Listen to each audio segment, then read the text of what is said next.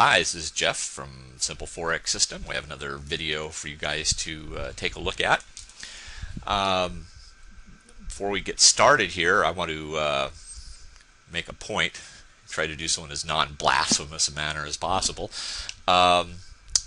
There's two things for you guys to remember when you're using renko charts and asking me questions. The first is, I'm not God, okay?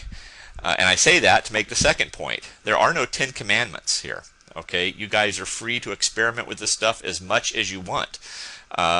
If a certain indicator is not working for you and you find one that is working better, you do not need my permission to use it. You just throw it up there and give it a shot, see what happens. There's several people out here who have been experimenting with different variations on renko. And one of them, actually, I got to admit, I really like this. I like this a lot. And the guy who did this is named Parker. It's a buddy of mine, lives out west, and I've known Parker, been communicating with him about Forex for years now. And a couple of days ago, he sent me an email and said, "Have you been trying 2-pip renkos?" And of course, no, I haven't. 3 was really about as as fast as I really wanted to make things, because 3-pip renkos move awfully fast. And even for me, you have to be pretty quick on the trigger in order to be able to get in and take trades. But he said, put up some 2-pip renkos, throw up the HAMA, and throw up the zigzag indicator. Now, the HAMA is part of the download package that comes with renko. You've got that on I think it's in the second zip file that has indicators in it. And zigzag is just a standard indicator that you get with the MT4 platform. If you open up custom indicators, it's right down there at the very bottom, since everything is listed alphabetically. It says zigzag. And what Parker told me, and his method basically of trading this, is this. He puts up the 2-pip boxes, he puts up the HAMA, and with the zigzag. He trades the color changes on the HAMA. So if the HAMA is red, he's looking for the first blue candle to go ahead and buy. If the HAMA is red, and if he's coming in late to the game, if the HAMA's already red, he waits for it to turn blue. If it's already blue, he waits for it to turn red. The zigzag is strictly there to tell him where to put his stop loss. Okay. In this case, let's look at this trade right here. This is your first red HAMA candle. It's a sell. And the sell would have been about 135.08. The stop loss would have been up here at about, see if we can get this figured out here. What is that at? It's 20. That's 22. Okay, so that's about a 14-pip stop loss. That is about as far as you want to go with a stop loss on this when you're getting the color changes to take place. Usually it's 8 to 10, 12 pips.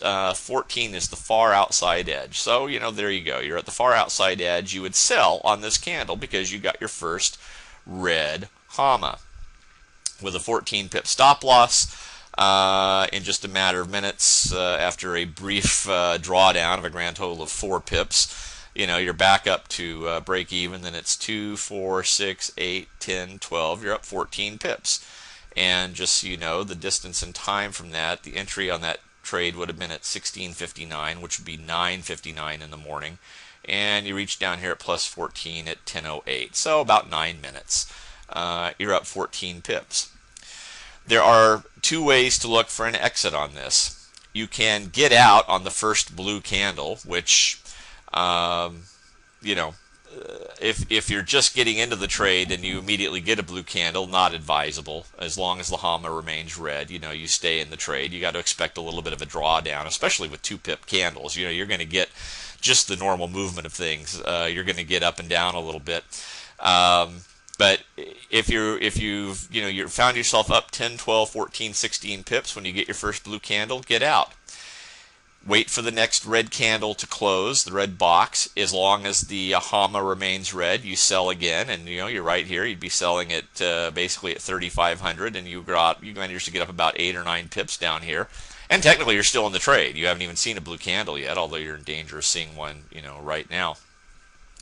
And you can just continue to just chip away as long as the Hama remains red. Every time you get another red candle, you just sell and just keep moving your way down.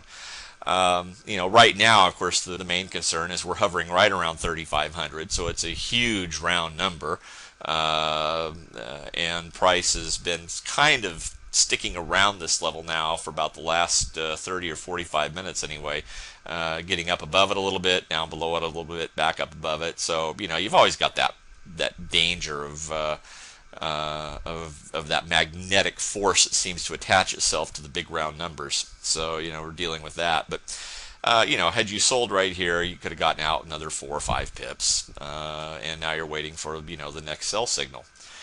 It's a fantastically easy system to trade, and what I like about the most is you are not limited to trading this only during the high volume hours. If you think about it,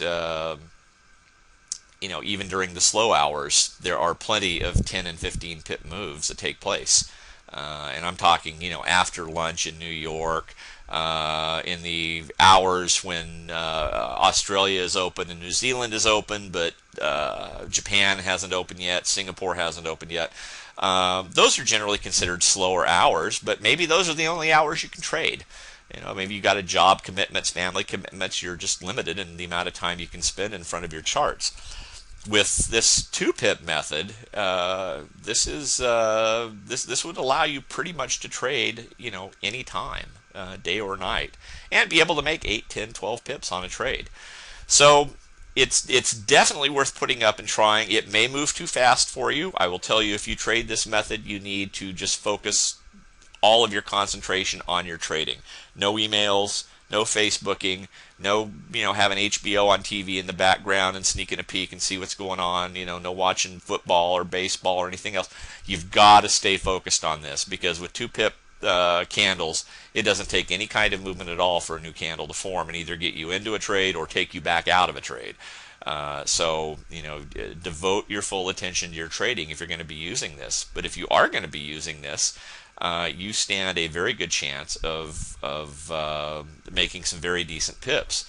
Last night, right before Japan opened, for that matter, Parker and I were trading emails back and forth, and I just happened to put this up a little bit after 5 o'clock my time. I think it was around about 5:30 or 6. And between about 5:30 and I want to say maybe 7 or 7:30, there were a couple of very nice moves that took place, and the 30 or 40 pips was there for the taking. In fact, there was one trade I think ended up going like 70 pips at one point, which is you're not going to see that every night, obviously, especially prior to Japan opening. But just having this up there,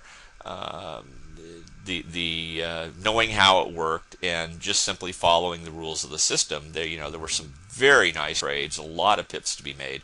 But even on an average night, I think you're going to be able to find plenty of 10 and 12 pip trades using a method like this. But again, like I said, total concentration. Don't allow yourself to devote half of your concentrating power to the charts and the other half to a bunch of other stuff unrelated to trading. I mean, 100% on the charts. Make your pips, then shut it down and go do whatever else it is that's trying to drag you away. Because you've already made your money for the day. But anyway, I just wanted to share this with you and point out that I get these alternative methods from people on occasion because they are out there experimenting. So don't feel like you are rigidly bound to whatever rules are being laid down. Like I said, these are not the 10 Commandments. All right, I mean these are methods that we have found that work well. And they should work well for you, but if you find something that works even better, use it. And if you don't mind, share it with me, because I'd like to share it with other people that are in our group, because, who knows, maybe there's somebody else that's more or less in the same boat you are, and they would find your method to be far preferable to any of the methods that we've laid out here so far. So if you are playing around with renko and coming up with different ways to trade it, different box sizes, different indicators, and that you're finding work well for you, then by all means, send me an email, jeff@simpleforexsystem.net. You guys should have that thing memorized. You should close your eyes and see it in the dark at night. I've told it to you so many times. Go ahead and just drop me a line. Tell me the basic rules to it. I'll throw it up on the chart. I'll play with it, and if I think it's workable for people, I would love to share it in a video with the rest of the Renko traders. Kind of help give back to the community, because we have a pretty giving group out here. Guys are very willing to share and trade and trade information, and if I can kind of be the clearinghouse of that and pass it on to you, that's what I want to do. So anyway, thought I'd share that with you. Hope you find it useful, and hope to hear from some of you with some more good trading ideas using Renko. If you got them, drop me a line, tell me what they are. So until next time, make another video. I guess this will be it, and I'll see you then.